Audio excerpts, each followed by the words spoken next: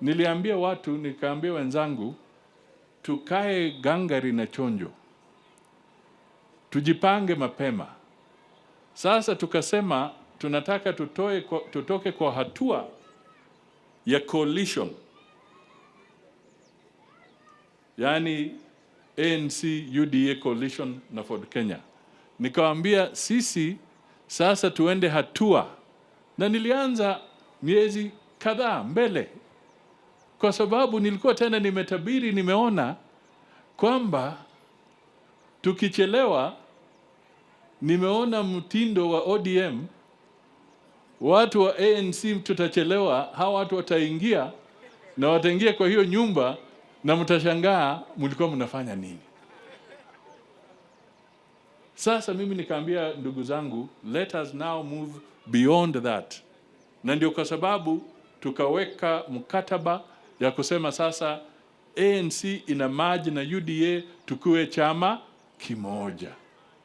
Sasa wakifanya negotiation Nairobi vile wamekuwa wakifanya, sasa badala ya sisi kukaa kando kando, sisi tunakaa upande wa UDA, tuna negotiate na ODM. My friend, tulikuwa tumeona. Kwa hivyo nikapanga watu wetu, nikawaambia muingie mapema, sisi tuwe upande huu. We should not, tusiwe watu wa kucheza tukifikiri kwamba hii ni mchezo. Na mimi nimefurahi sasa kule Nairobi mkataba umewekwa sahihi, mkataba wa cooperation. And we are fully involved in this. Kwa hivyo mtu asiwe analeta porojo hapa, anasema kwa sababu wamefanya mkataba Mudavadi hayuko nini. Hapana, nilikuwa huko asubuhi, nikamaliza maneno yangu, nikakuja hapa kuleta basi. What is happening to Musalia Mudavadi, ladies and gentlemen? Musalia Mudavadi is a man who expected whenever he comes out, he speaks a lot of sense. He talks of so many things. He gives us what the government is doing. Right now, the focus in his mind has completely gone to something else. To show the people why he is with William Ruto. And one of them being is because why he thinks William Ruto is going to win in 2027 and nobody can defeat him. I feel that Musalia Mudavadi is losing track. I don't know if there's anyone else seeing that. People used to consider Musalia Mudavadi as a potential Kibaki in this country. But the way he behaves is completely bringing him down completely. Now, the speech he just made on why he merged this party with that of President William Ruto is going to form the basis of this analysis here today, because there are so many observations I was able to make from there. But before I take you through, please, if this is the first time you're watching my videos, kindly make sure that you subscribe, like, and comment, because that is the best support you can always give this channel. Let me give you 2 seconds for you to kindly subscribe. Thank you so much for subscribing. May God bless you. Let me dive into the topic today. Why is it that Musalia Mudavadi gave that speech? First of all, he's trying to show that he's still in government. There's a perception that the moment Raila Amolo Odinga got into government, Musalia Mudavadi got isolated. It is very clear because we no longer see him very serious in William Ruto's functions. Unless William Ruto again now travels abroad, that's only maybe he'll accompany him. But the fact is, as we speak today, Musalia Mudavadi has changed completely. He's never on the limelight the way he used to be before. Even when the merger of ODM and UDA was happening, he was not present. Meaning there's a way somehow he has pulled back. And Raila Amolo Odinga stepped up to replace him effectively. Not just him, even Kithure Kindiki is right now not considered as strong as such. So therefore, as we speak today, Raila Amolo Odinga probably took the influence that he had. And Musalia Mudavadi has to tone down. So when he was making that speech, he's simply trying to justify that he was right and he knows what he's doing. But the fact is, I'm able to see from that video that Musalia Mudavadi, he knows that he made a mistake. By merging his party, dissolving his party to merge that one of UDA. He made a mistake. That's number one. Because what is the relevance that does he have after the elections? Because the relevance after elections is determined by the member of parliament that you have, the members of parliament that you have from your party. So if you have none,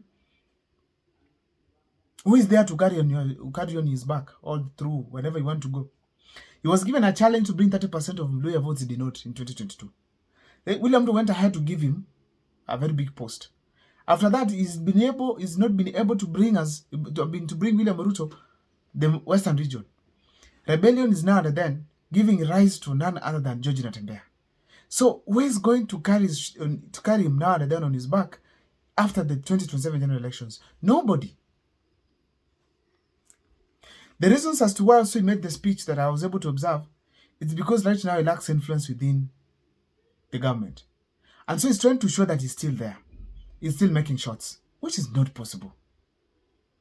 I also want to say that Musalia Mudavadi feels disappointed.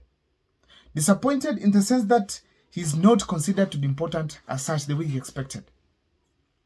This is a man who expected actually to make appointments right, left, and center. He was given a huge office at railways. But now as we speak, Musalia Mudavadi is no longer showing that charisma that he used to have before. So he is disappointed on what is happening in government. And he's disappointed that Raila Amolo Odinga has replaced his influence. And he's not consulted anymore. He's just a flower girl of President Ruto, almost becoming a yes as well. So that is what I saw from Musalia Mudavadi's face. I've never seen desperate and disappointed Musalia Mudavadi the way I've seen in that video. He looks so funny, let me say that. Because he looks worried, guilty. Another thing I was able to feel is that he's also disappointed because despite offering support to President William Ruto, standing by his side always, he has not been able to deliver any development project that is serious to the Western region. Why? When he went there, he launched a school that was being constructed by Safaricom. He gave 150 million that was being given as bonus, which is not William Ruto's money. He launched a transformer that cost very little to what could fund William Ruto's chopper from Nairobi to Western region.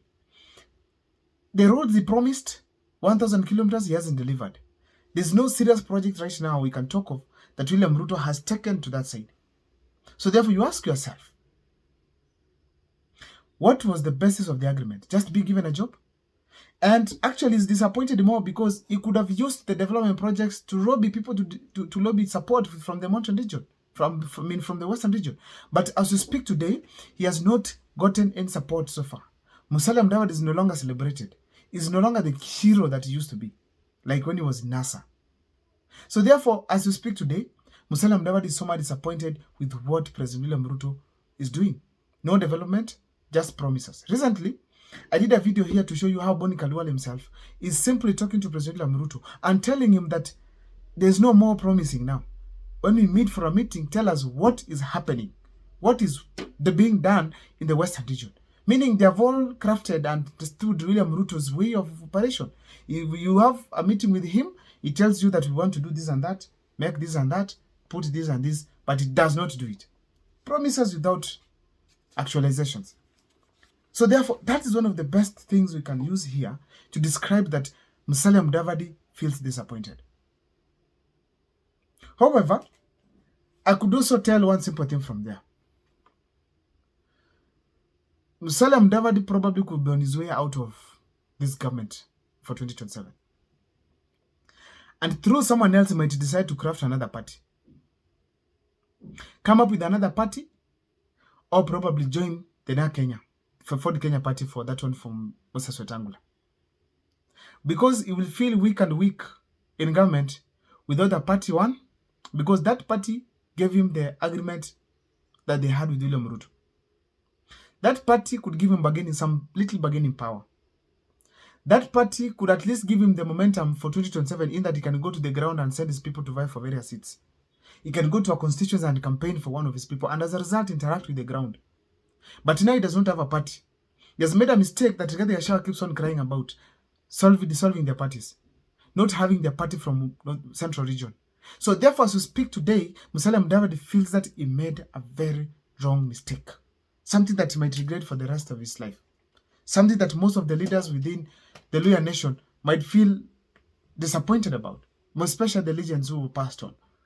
So therefore, ladies and gentlemen, Musalia Mudavadi could be his way out of this regime come before 2027 or even by 2027. Also, in the Foreign Affairs Ministry, it's very clear that Musalia Mudavadi's work is to accompany President William Ruto. But when it comes to foreign policies, he never handles. It's the PS who does that, and that's what William Ruto does. He gives a friend a ministry, below him he gives a PS to run that ministry. So you find yourself, you're just there as a ceremonial guy, cabinet secretary, just by formality. So the fact means that Musalia Mudavadi feels weak and helpless and powerless within William Ruto's government. I don't know what's your take, but let me see if you're disappointed just like me on what is happening to Musalia Mudavadi as we speak today. My name is Abel Mukua. Thank you so much for watching my videos. Please make sure that you keep subscribing, liking, and commenting, because that's the best support you can always give this channel. See you next time for more videos.